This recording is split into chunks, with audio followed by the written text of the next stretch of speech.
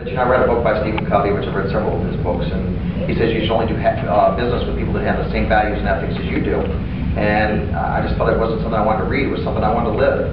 And I got all my employees together and I said, I'm going to make a decision here that's not going to just affect me, it's going to affect you guys as well, and girls. So what do you want to be? What do you want to do? Do you want to keep doing the way we are, or do you want to change and we're going to charge for everything we do and we're going to repair things the way that we've always done? And my employees gathered around me, or as I like to call my coworkers or teammates, and we took a stand for that. And was it painful? Yes. But I also know that as we came through that, it's made us a stronger and better company. And we learned to operate more profitably and more efficiently. And we just made sure that the cars we didn't fix, we were profitable on them, we fixed them right. And I think that that's also a time that we took to refocus on retraining our own. We train all of our own people. I've got 32 employees, and only 3 of them work anywhere else. All of our employees in-house. And so we took that time to focus on making our business better, so when the flush of work came through, we would be able to survive and be better. So I wouldn't trade it for the world. Back then, if you'd asked me, I probably wouldn't have. But now, as I look back, it taught me a lot of valuable lessons. There's at least one insurance company that you love doing business with. What makes that insurance company different from the ones that you don't like doing business with? So let's go to the whole panel for this one. Well, I can tell you there's a huge difference in the different companies. Some are extremely heavy-handed. They'll come in and you can be, this happens, particularly a couple of companies I deal with, we'll be 3/4 of the way through the repairs and the person will come in and they'll cut labor on everything because they don't see it, but we've already fixed it. We've had some do it by, we've had some of these insurance companies do it by digital photos.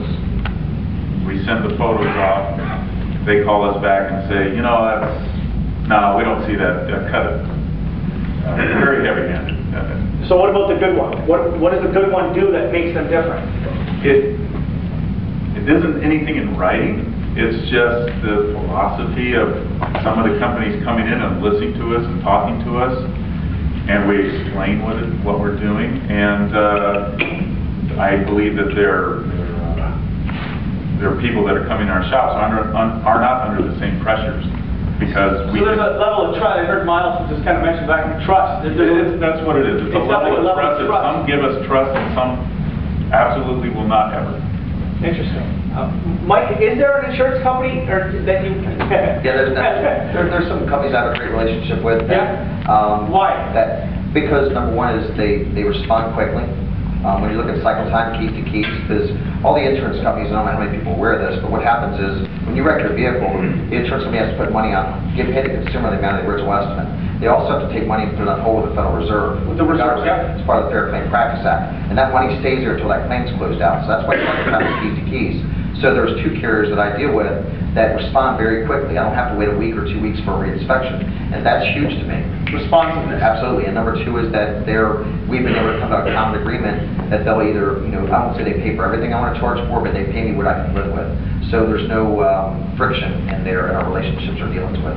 That is huge to me. A company that's going to take a week to come out and inspect a vehicle, write an estimate, leave half the things off, I got to call back 2 or 3 times, that's a bad relationship for me. So responsive time and also the ability for us to come up to an agreed price to be able to repair the vehicle. Flexibility. Absolutely. Darryl, same question. That's a great question.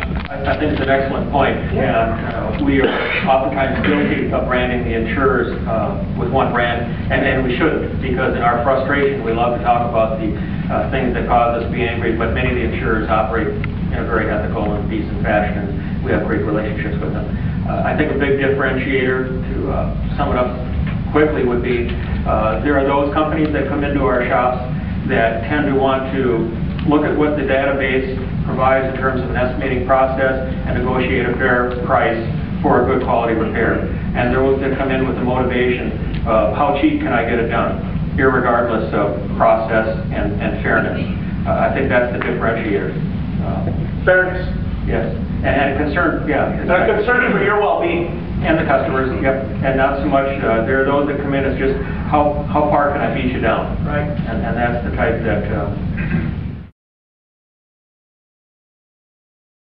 Where's this industry going? I've got a lot of hope. While I said earlier that I think shops are probably more beat down and discouraged than ever before, I'm probably more hopeful than I've ever been. One is, I think there's a lot more legislative action going on that's pro body shop or pro collision repair shop never before. Some recently in Minnesota, I For understand. example, like they just passed legislation in the state of Minnesota that you have to apply to all the P pages, you can't pick and choose. So I think the possible repeal of the McCarran-Ferguson Act, which would federally mandate the insurance laws, is good for our industry. I think that there's the smaller, I think the bigger getting bigger, the smaller going out of business. And not that I wish bad on anybody, but I think that'll make us stronger because we obviously have overcapacity. And I think also that you're going to probably see a surge in dealership body shops. Interesting. Because Why? I think that body shops have always been kind of the black sheep for dealerships, but as sales are kind of leveled out or flat, or service or parts is, there are minimal growth, I think that dealerships are starting to look at their body shops as being a huge profit center. And so I think that you're going to start seeing, especially with some of the OEM certification programs, you're going to see a lot more growth on the dealership side. So I think it's going to be some interesting and exciting times ahead of us. Again, but I don't think that's going to be another 2 to 3 years away. But when it comes, I think there's good times ahead for us. Dan, your perspective on the future of the industry? Well, I pretty much agree with what he said. I think the smaller shops are going to fade away over time. The ones left, because you can't, since the insurance companies pretty much control our business and they're squeezing us, you have to make a profit by volume. And so the smaller shops is just going to get harder and harder to do. I also agree with the fact that I believe the dealerships are going to start playing a bigger role. I think with the technology and how each like BMW, Mercedes are the ones doing it now, and others coming up, Volvo, their cars are going to be more difficult to repair. You're going to have to invest in much more expensive equipment. And for an independent, that gets a little harder to do. You want to, you got a certain kind of equipment for BMW and a different kind of equipment for Mercedes, and how far do you go and how many of these you're going to get. I see dealers coming back in. I think that there could be an opportunity for them. And I don't believe that they need to play the insurance game if they do it right. I think they can charge, they can sell their customers on the fact of warranties and OEMs. They have more brand value than an insurance. Yes, and I think they don't necessarily have to play the insurance game. Darrell? Okay, go ahead, Mike. To clarify one thing, I think the only place you're probably not going to see the lack of smaller shops run business, of course, obviously in rural areas. There's not a lot of population, so you're still going to see that, but again, that's kind of the exception of it. Yeah, I'm talking about cities. Yeah, more metro major areas. Right. Darrell, future of the industry? I'm an optimist. I agree. The industry's never had more frustration. I think all the legislative efforts that we're seeing are a result of that. I think in a way it's disappointing that it had to happen or get to that point, but there's good coming out of it. I think the pendulum's going to swing back. I think there will be survivors and some go away. I think that shops need to maintain insurance relationships, and they don't necessarily have to be DRPs, but that will be big.